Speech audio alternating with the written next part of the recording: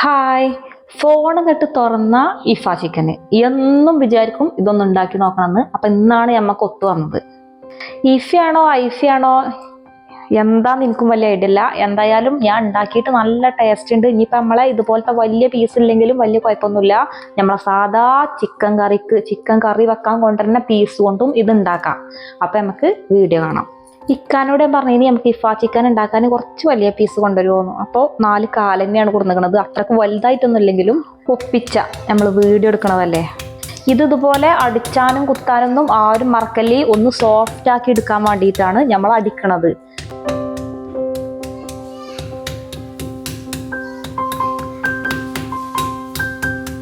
പിന്നെ കുത്തുന്നത് എന്തിനാന്ന് വെച്ചാൽ മസാലകളൊക്കെ ഉള്ളിക്ക് നല്ലോണം ഇറങ്ങിക്കോട്ടെ വിചാരിച്ചിട്ടാണ്. പിന്നെ വരയണതും മസാല പിടിക്കാൻ തന്നെ.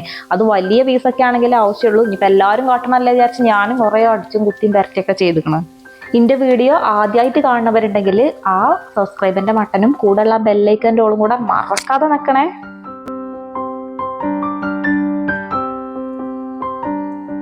ഇനി അടിക്കലും കുത്തലും വരക്കലൊക്കെ കഴിഞ്ഞാൽ ഇതിലേക്ക് ഒരു സിമ്പിൾ മസാലക്കൂട്ട് തയ്യാറാക്കാം. അപ്പം സിമ്പിൾ മസാല എന്ന് പറയുമ്പോൾ നമ്മൾ സാധാ ഒരു ചിക്കൻ പൊരിക്ക് തയ്യാറാക്കണ മസാല തന്നെയാണ് ഇതിന്.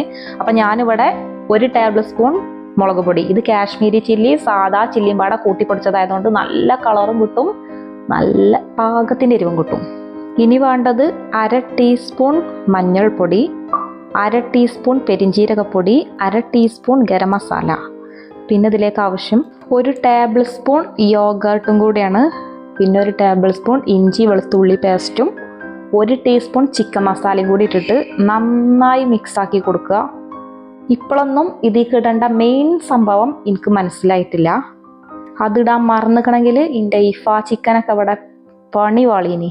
കുറച്ചിങ്ങോട്ട് ആയപ്പോഴാണ് ചിക്കനും ഇട്ട് കണ്ടില്ലേ.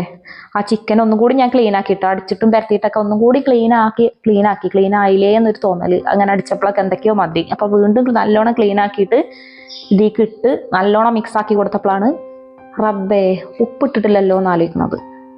ഇതിടാൻ മറന്നിക്കണമെങ്കിൽ ആ ചിക്കൻ ഉപ്പിൽ മുക്കി തിന്നേണ്ട അവസ്ഥയാണ് കേട്ടോ. അങ്ങനെ ഉപ്പും കൂടി ഇട്ട് വീണ്ടും കുഴച്ചപ്പോൾ മാവിന് നല്ലൊരു കട്ടി തോന്നി. പിന്നെ 1 ടേബിൾ സ്പൂൺ വിനെഗറും കൂടെ ചേർത്തപ്പോഴാണ് മാവിനും ചിക്കനൊക്കെ ഒരു സമാധാനമായത്, ഒരു മയം കിട്ടിയത്. അങ്ങനെ ഈ ഉപ്പും ഈ വിനെഗറൊക്കെ ആദ്യം ചേർത്തിക്കണമെങ്കിൽ ഒറ്റ കുഴക്കൽമ പരിപാടി ചെയ്തിനി. ഇത് പിന്നെയും വന്നിട്ട് വീണ്ടും കുഴക്കുക, അങ്ങനെ കുഴച്ച് ഇതാക്കണം. നമ്മളെ ചിക്കനൊക്കെ മസാല അടിപൊളിയായിട്ട് പിടിച്ച് കിട്ടിയിട്ടുണ്ട്. ഇനി ഇതൊരു അരമണിക്കൂറാണ് ഞാൻ ഇവിടെ റെസ്റ്റ് ചെയ്യാൻ വെക്കുന്നത്. ഒരു 2 മണിക്കൂറെങ്കിലും വെക്കുകയാണെങ്കിൽ വളരെ നല്ലത്.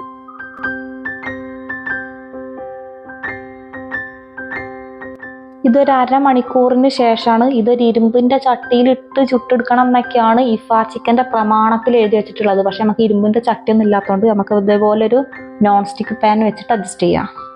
ഞാനിതിലേക്ക് ബട്ടർ തന്നെയാണ് ഇട്ട് കൊടുക്കുന്നത്, ഒട്ടും മോശമാകരുത്. അപ്പം ബട്ടർ മെൽറ്റായി വന്നാൽ നമ്മൾ മുളക് വെച്ചിട്ടുള്ള അടിച്ച് പരത്തിയിട്ടുള്ള നമ്മളെ ചിക്കനും കൂടെ ഇട്ടിട്ട് നല്ലോണം അടച്ച് വെച്ച് കുക്ക് ചെയ്യണം. എന്നാലുള്ളൂ അതിൻ്റേതായിട്ടുള്ള സോഫ്റ്റ് കിട്ടുക. ഇതിങ്ങനെ നെരിച്ചെടുക്കേണ്ട ആവശ്യമില്ല കേട്ടോ, നല്ല സോഫ്റ്റിൽ ഇങ്ങോട്ട് പൊരിച്ചെടുക്കുകയാണ് വേണ്ടത്.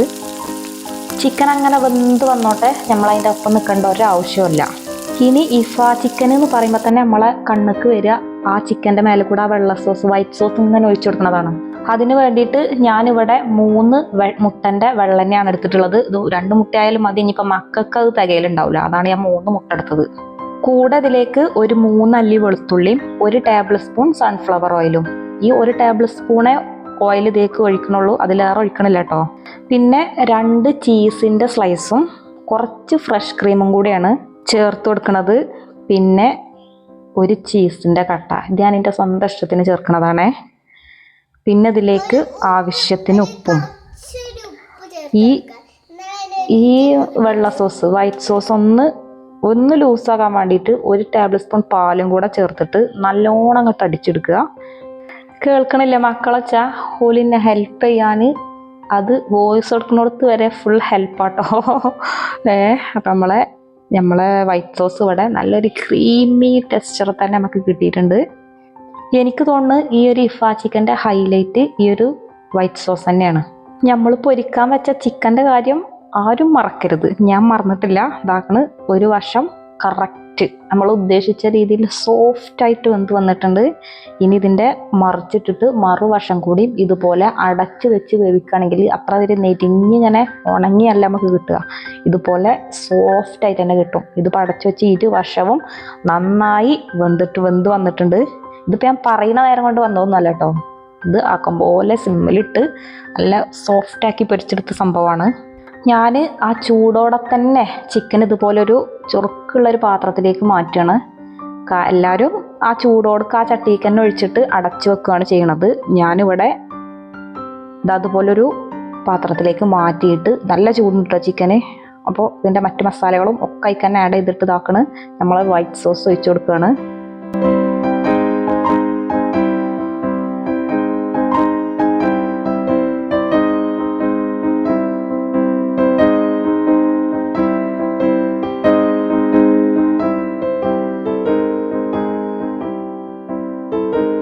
അവസാനമായി ഇതാക്കണം, മുകളിലൂടെ മല്ലിച്ചപ്പിൻ്റെ ഇല നല്ലോണം കൊത്തി ചെറുതാക്കി അരിഞ്ഞിട്ട് ഒന്ന് ഗാർണിഷ് ചെയ്തെടുക്കുകയാണ് ചെയ്യണത്. ഇനി ഒരു 5 മിനിറ്റ് ഈ ചൂടോടെ തന്നെ ഒന്ന് അടച്ച് വെച്ച് നമ്മളെ ചിക്കനും വൈറ്റ് സോസൊക്കെ ഒന്ന് നന്നായി സെറ്റായി വന്നാൽ നമ്മളെ ഈഫ ചിക്കൻ ഇവിടെ റെഡി. ഇനി ഇത് എടുത്ത് കഴിക്കണതും കൂടി കണ്ടാൽ നിങ്ങളെ കിളി പോകുമെന്ന് എനിക്കറിയാം. അങ്ങനെ പല വീഡിയോകളും കണ്ട് കിളി പോയിട്ടാണ് ഞാൻ തന്നെ ഇത് ഉണ്ടാക്കിയിട്ടുള്ളത്. അപ്പം ഇനി എല്ലാവരോടും ഞാനൊരു കാര്യം പറയാണ്, ഇതുപോലെ വലിയ പീസ് ചിക്കൻ ഇല്ലെങ്കിലും നമുക്ക് ഇതുപോലെ ഇഫ ചിക്കൻ ഉണ്ടാക്കാം. നമ്മളെ സാധാ കൊണ്ടുവരുന്ന കറിക്ക് കൊണ്ടുവരുന്ന ചിക്കൻ്റെ പീസ് ഇതുപോലെ സോഫ്റ്റാക്കി പൊരിച്ചെടുത്തിട്ട് ആ വൈറ്റ് സോസ് കുറച്ച് ചീസും കാര്യങ്ങളൊക്കെ ഇട്ടാൽ നമ്മളെ സോസും സെറ്റായി. അപ്പോൾ അതിൻ്റെ മേലെ കൂടി ഒഴിച്ച് കഴിച്ചാൽ നല്ല ടേസ്റ്റ് തന്നെയാണ്. ഇനി വൈറ്റ് സോസും തന്നെ അധികം ഓയിലൊന്നും ചേർക്കാത്തതുകൊണ്ടും വലിയ പ്രശ്നങ്ങളൊന്നുമില്ല. അപ്പം എല്ലാവരും ഇതുപോലെ തയ്യാറാക്കി നോക്കണം. ഇതുപോലെ കിടുക്കാച്ചി ടേസ്റ്റി വീഡിയോകൾ നിങ്ങൾക്ക് വേണമെങ്കിൽ എൻ്റെ ചാനൽ സബ്സ്ക്രൈബ് ചെയ്തൊപ്പം കൂട്ടിക്കോളി. അപ്പോൾ ഇതുപോലത്തെ കിടുക്കാച്ചി വീഡിയോ ആയിട്ട് അടുത്ത ദിവസം കാണാം. ബൈ.